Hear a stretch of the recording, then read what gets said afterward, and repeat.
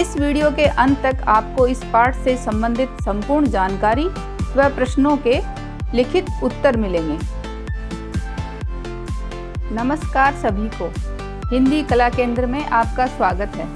अगर आप इस चैनल पर नए हैं तो पहले इसको सब्सक्राइब करें व बेल आइकन को दबाना ना भूलें ताकि नए वीडियो का नोटिफिकेशन सबसे पहले आपको मिले। बच्चों, आज हम पढ़ने जा रहे हैं हमारी हिंदी की पुस्तक का पाठ 4, जिसका शीर्षक है चांद से थोड़ी सी गप्पे। ये गप्पे क्या होती हैं बच्चों? गप्पे यानी बिना काम की बातें। दोस्तों से तो आपने बहुत बार गप्पे लगाई होंगी, परंतु चांद से गप्पे कैसे लगाओगे बताओ। ये देखो बच्चों, आपने भी आकाश में चांद को इस तरह घटते बढ़ते आकार में जरूर देखा होगा। कभी चांद बहुत पतला दिखाई देता है तो कभी इस तरह बढ़ता हुआ एकदम गोल और चमकता हुआ बन जाता है, तो फिर धीरे धीरे घटता हुआ एक दिन एकदम गायब हो जाता है। अमावस्या के दिन ऐसा होता है ना? क्यों होता है ऐसा बताओ।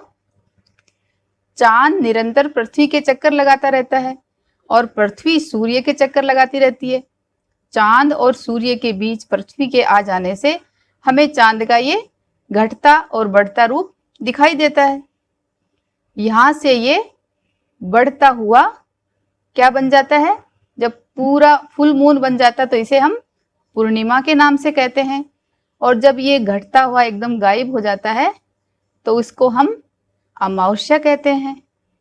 ये देखो बच्चों, तारों से भरे इस आसमान में चांद के इस घटते बढ़ते आकार को देखकर इस 10-11 साल की लड़की का मन चांद से गप्पे लगाना चाहता है। और चांद से थोड़ी सी गप्पे, ये हमारी कविता का शीर्षक भी है।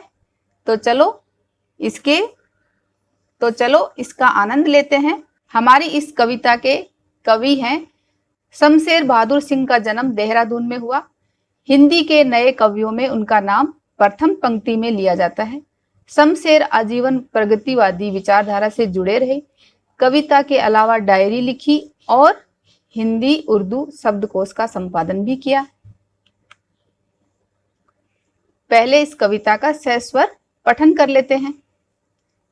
गोल हैं खूब मगर आप तिरछे नजर आते हैं जरा, आप पहने हुए हैं फुल आकाश तारों जड़ा, सिर्फ मुंह खोले हुए हैं अपना गोरा चिट्टा गोल मटोल, अपनी पोशाक को फैलाए हुए चारों सिमत, आप कुछ तिरछे नजर आते हैं जाने कैसे, खूब हैं गोकी वाह जी वाह, हमको बुद्धू ही नीरा समझा है, हम समझते ही नहीं जैसे कि आपको बीमारी है, आप घटते हैं तो घटते ही चले जाते हैं और बढ़ते हैं तो बस यानी कि बढ़ते ही चले जाते हैं, दम नहीं लेते हैं जब तक बिल्कुल ही गोल ना हो जाएं।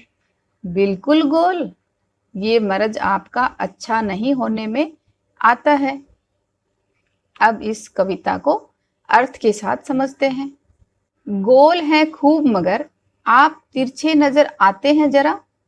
लड़की चांद से गप्पे लगा रही है, यानी चांद से बातें कर रही है और अपने कल्पनाशील मन से सोच रही है कि आप गोल तो हैं लेकिन आप तिरछे यानी टेढ़े, तो फिर आप टेढ़े नजर क्यों आते हैं?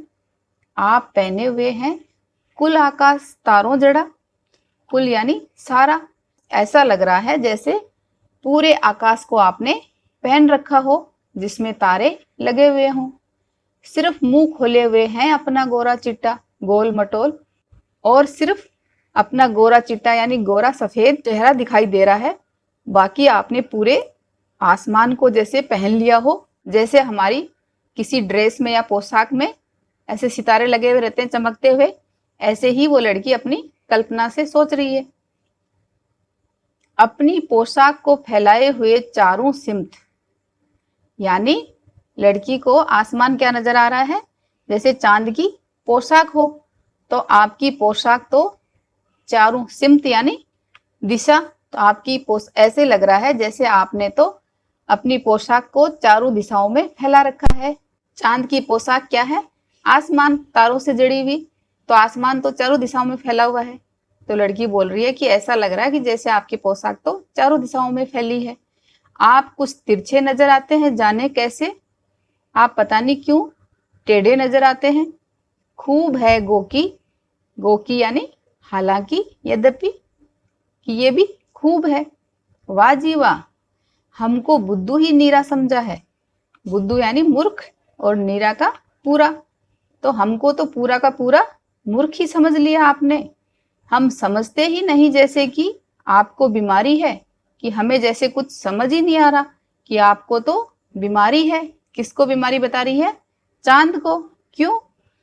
आप घटते हैं तो घटते ही चले जाते हैं। चांद एक बार फुल मून बनने के बाद जब घटना शुरू करता है तो घटता ही जाता है जब तक अमावस्या नहीं आ जाती। तो कह रही है कि आप घटते हैं तो घटते ही चले जाते हैं, और बढ़ते हैं तो बस यानी कि बढ़ते ही चले जाते हैं। और चांद जब बढ़ना शुरू करता है तो 15 दिन बढ़ता ही चला जाता है जब तक पूर्णिमा ना आ जाए, यानी फुल मून ना बन जाए। दम नहीं लेते हैं जब तक बिल्कुल ही गोल न हो जाए। दम यानी सांस लेना। तो आप सांस ही नहीं लेते, यानी आप रुकते ही नहीं। कब तक नहीं रुकते? जब तक बिल्कुल ही गोल न हो जाए। यानी यहां से चांद जब एक बार बढ़ना शुरू करता है तो पूरी तरह से गोल बन जाता है। तो जब तक आप पूरा गोल ना बन जाए तब तक आप रुकते ही नहीं हैं। बिल्कुल गोल, यहाँ इस गोल का अर्थ है बिल्कुल गोल, यानी एक बार पूरा गोल बन जाता है और फिर बिल्कुल गोल। यहाँ गोल होना यानी गायब हो जाना। तो एक बार पूरा गोल बन जाते हो और एक बार बिल्कुल ही गोल हो जाते हो, पूरा ही गायब हो जाते हो। ये मर्ज आपका अच्छा ही नहीं होने में आता है। मर्ज यानी बीमारी। आपकी ये बीमारी तो अच्छी होने में ही नहीं आ रही है। तो लड़की को समझ में नहीं आ रही कि चांद को ये कैसी बीमारी है और बार बार फिर से होती जाती है। अब इस कविता का भावार्थ समझते हैं। इस कविता के रचयिता शमशेर बहादुर सिंह हैं, जिन्होंने इस कविता के माध्यम से हमें चांद के घटते बढ़ते आकार से अवगत करवाया है। उन्होंने चांद को देखकर एक 10-11 साल की लड़की के जिज्ञासु, यानी उसकी जानने की इच्छा है, मन में चल रही कल्पनाशील बातों को प्रस्तुत किया है। लड़की के अनुसार चांद ने तारों से जड़े आसमान को एक पोशाक की तरह पहन लिया है, जो चारों दिशाओं में फैला है, जिसमें से चांद का गोल व सफेद चेहरा ही दिखाई देता है। लड़की चांद से कह रही है कि उसे कम अक्ल या मूर्ख ना समझा जाए, क्योंकि वह सब जानती है कि चांद को एक विशेष बीमारी है जो कभी ठीक ही नहीं होती। तो बच्चों, इस तरह हमने इस कविता को समझा और अब इसके अभ्यास प्रश्नों को इसके भाग 2 में करेंगे। चांद से थोड़ी सी गप्पे, इस कविता को हमने इसके भाग 1 में पढ़ा व समझा था। अब इसके अभ्यास प्रश्नों को करते हैं।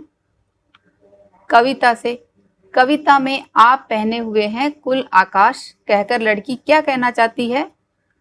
आप पहने हुए हैं कुल आकाश कहकर लड़की चांद को कहना चाहती है कि ऐसा लग रहा है मानो आपने तारों जड़ी आकाश रूपी पोशाक को पूरा ही पहन लिया है। हमको बुद्धू ही नीरा समझा है कहकर लड़की क्या कहना चाहती है? लड़की चांद के घटते बढ़ते रूप को देख इसे चांद की बीमारी समझती है।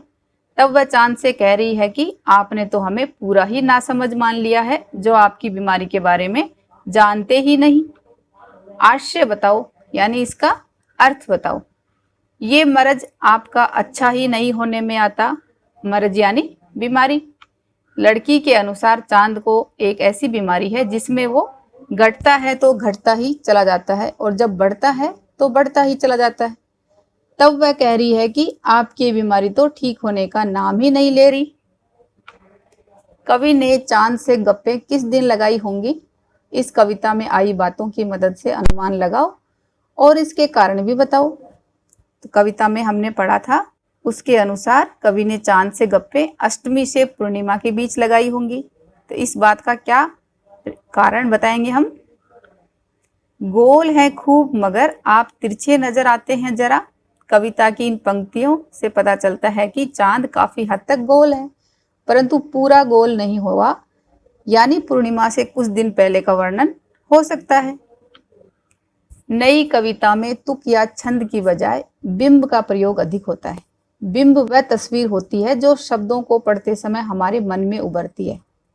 कई बार कुछ कवि शब्दों की ध्वनि की मदद से ऐसी तस्वीर बनाते हैं और कुछ कवि अक्षरों या शब्दों को इस तरह छापने पर बल देते हैं कि उनसे कई चित्र हमारे मन में बने।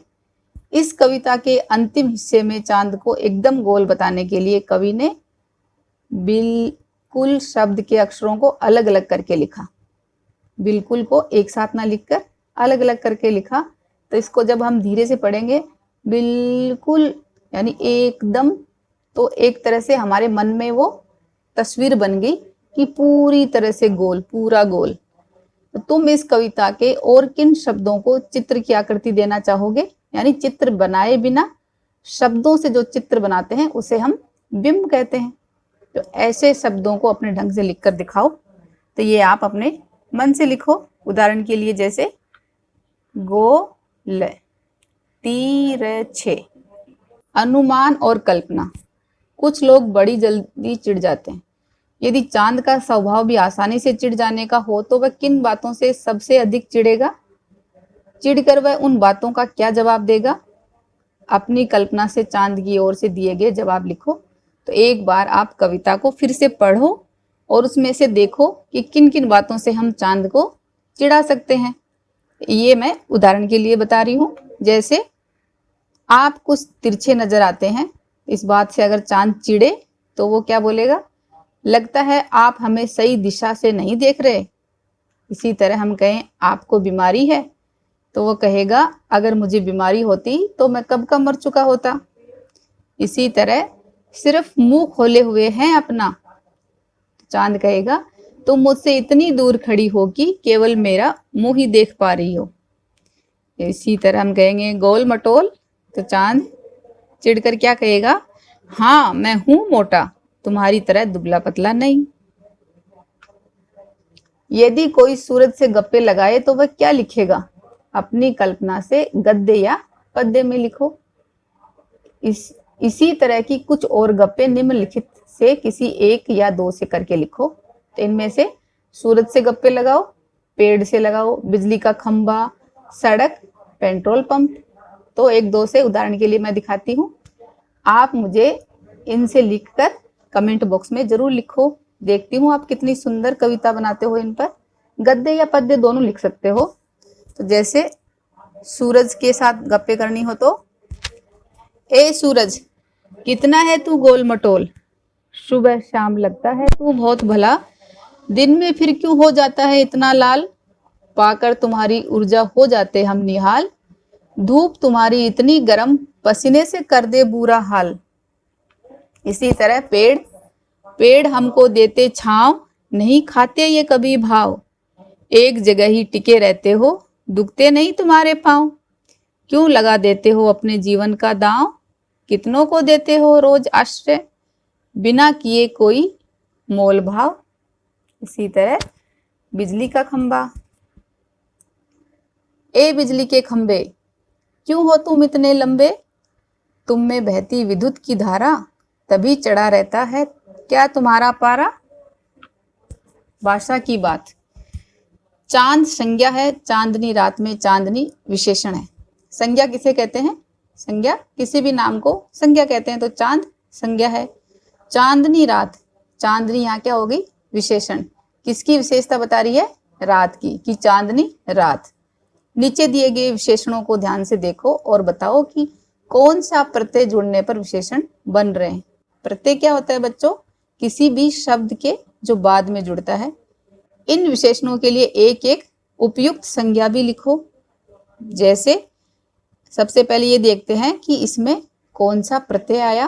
तो गुलाबी, मखमली, कीमती, ठंडी, जंगली, कश्मीरी। तो बड़ी ई की साउंड आ रही है ना, तो ऊपर दिए गए विशेषण बड़ी ई प्रत्यय लगने से विशेषण बन रहे हैं। अब इनके साथ हम एक संज्ञा शब्द भी जोड़ेंगे, जैसे गुलाबी कुर्ती। कुर्ती एक नाम है तो ये संज्ञा है। इसी तरह मखमली तकिया, कीमती हीरे, ठंडी रोटी, जंगली घास, कश्मीरी टोपी, गोल मटोल, गोरा चिट्टा। कविता में आए शब्दों के इन जोड़ों में अंतर यह है कि चिट्टा का अर्थ सफेद है और गोरा से मिलता जुलता है, जबकि मटोल अपने आप में कोई शब्द नहीं है, ये शब्द मोटा से बना है। ऐसे चार चार शब्द युग में सोचकर लिखो और उनका वाक्यों में प्रयोग करो। शब्द युग में क्या होता है, एक के साथ दूसरा हमारी साधारण बोलचाल भाषा में जुड़ा रहता है। जैसे गोल मटोल, गोरा चिट्टा। इसी तरह आप सोचो निराई गुड़ाई, तो वर्षा ऋतु आते ही किसान खेतों में निराई गुड़ाई का काम शुरू कर देते हैं। इसी तरह गिले शिकवे, होली पर अपने दोस्तों से गले मिलकर राकेश ने अपने सारे गिले शिकवे दूर कर लिए। रंग रोगन, ये युग में एक शब्द के साथ दूसरा अपने आप साथ चलता है। दिवाली पर घर का रंग रोगन करवा रहे हैं। टेढ़े मेढ़े, पहाड़ी इलाकों के रास्ते दूर से बड़े टेढ़े मेढ़े दिखते हैं। इसी तरह आप और भी बहुत सारे शब्द हैं, उनको सोचो और लिखो और कमेंट बॉक्स में भी मुझे लिखकर बता सकते हो। बिल्कुल गोल, कविता में इसके दो अर्थ हैं। एक यानी पूरी तरह से गोल, यानी गोल आकार का पूरा गोला था, और एक जगह गोल का अर्थ आया गायब होना, ये पढ़ा था हमने कविता में। ऐसे तीन शब्द सोचकर उनसे ऐसे वाक्य बनाओ कि शब्दों के दो दो अर्थ निकलते हो, यानी शब्द वो एक ही है लेकिन उनके अर्थ अलग अलग निकलते हैं। जैसे बेर, 3 बेर खाती थी, यानी बेर यहाँ क्या है, बेर एक फल है, तो वो 3 बेर खाती थी। इसी तरह वे 3 बेर खाती है, यहाँ बेर का अर्थ क्या है, वो 3 बार खाती है, तो इस बेर का अर्थ बार है। आम, आम फलों का राजा है, यहाँ आम एक फल है। वह आम आदमी है, यानी वो एक साधारण आदमी है। इसी तरह उत्तर, विनोद को इस प्रश्न का उत्तर नहीं पता था और सविता उत्तर दिशा की ओर गई है, तो यहाँ उत्तर एक दिशा है और यहाँ प्रश्न का उत्तर देना उत्तर है। इसी तरह के और भी शब्द आप सोचकर लिखो। जो कि, चूंकि, हालांकि कविता की जिन पंक्तियों में ये शब्द आए हैं उन्हें ध्यान से पढ़ो। एक बार आप कविता को फिर से पढ़ो, वहां आपको देखने को मिलेंगे ये शब्द दो वाक्यों को जोड़ने का काम करते हैं, यानी दो वाक्यों को जब जोड़ना हो तो इन शब्दों से जोड़ सकते हैं। इन शब्दों का प्रयोग करते हुए दो दो वाक्य बनाओ। उदाहरण के लिए जोकी से बनाएंगे, बांधनी वाली साड़ी बहुत सुंदर है, जो कि राजस्थान में ही मिलती है। तो यहाँ ये दो वाक्य हो गए ना, बांधनी वाली साड़ी बहुत सुंदर है, ये अपने आप में एक वाक्य है, और राजस्थान में ही मिलती है, ये एक वाक्य। इन दोनों वाक्यों को जोड़ने के लिए हमने यहाँ बीच में जोकी लगाया। इसी तरह मोर हमारा राष्ट्रीय पक्षी है, जो कि बहुत सुंदर होता है। अब बनाएंगे हम चूंकि से। आज मैं समय पर कार्यालय पहुंच गई थी, चूंकि रास्ते में ज्यादा भीड़ नहीं थी। इसी तरह राम बाहर से आते ही नहाने चला गया, चूंकि वह पसीने से लथपथ था। हालांकि मम्मी ने आज मुझे कुछ नहीं कहा, हालांकि वो बहुत गुस्से में थी। इस बार मुझे कम अंक मिले, हालांकि मैंने पढ़ाई बहुत की थी। तो हालांकि इन दोनों वाक्यों को जोड़ने का काम कर रहा है। इसी तरह आप और भी उदाहरण बना सकते हो। गप, गपशप, गप्पेबाजी, क्या इन शब्दों के अर्थ में अंतर है? तुम्हें क्या लगता है? लिखो, सोचो और बताओ। जैसे गप, बिना काम किया फालतू बातें। गपशप में हम क्या करते हैं, इधर उधर या दूसरों के बारे में बातें। और गप्पबाजी, हंसी मजाक जिसमें कुछ झूठी और कुछ सच्ची बातें। कुछ करने को, क्या तुम जानते हो दुनिया भर में कई प्रकार के कैलेंडरों का इस्तेमाल होता है। नीचे 2 प्रकार के कैलेंडर दिए गए हैं, इन्हें देखो और प्रश्नों के उत्तर दो। एक कैलेंडर है संवत 2063, एक है सन 2006। तो अभी क्या चल रहा है, सन 2020। ये अंग्रेजी कैलेंडर का है और ये हिंदी कैलेंडर का।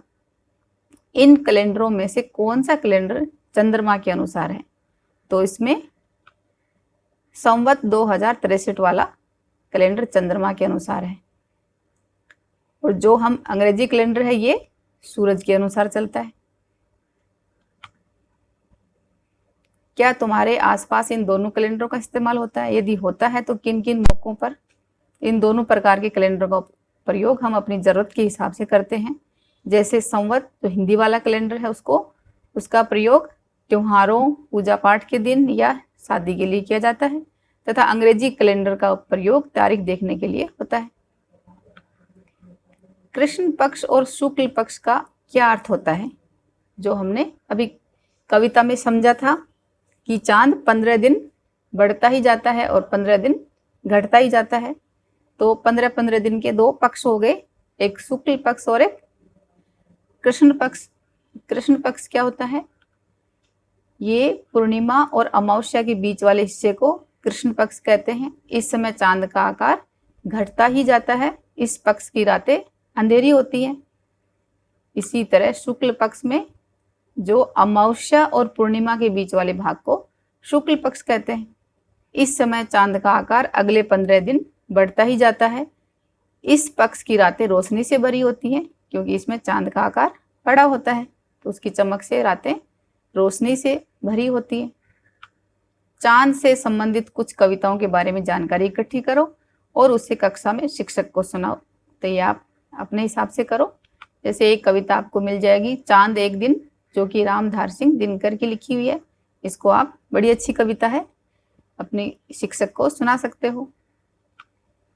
इस कविता के सारांश को एक बार फिर से पढ़ें, जो कि हमने इसके वीडियो के भाग 1 में बनाया था। चांद को ध्यान से देखो और उसके घटते बढ़ते आकार को समझो। अंग्रेजी व हिंदी कैलेंडर के महीनों को समझें। सुधारों व सुझाव के लिए कमेंट बॉक्स में लिखें। अगर हमारे वीडियो बन ही रहे हैं आपके फेवरेट, तो फिर क्यों ना करें इनको लाइक, सब्सक्राइब और रिकमेंड। हमें और बेहतर बनाने के लिए आप कर सकते हैं कमेंट। धन्यवाद।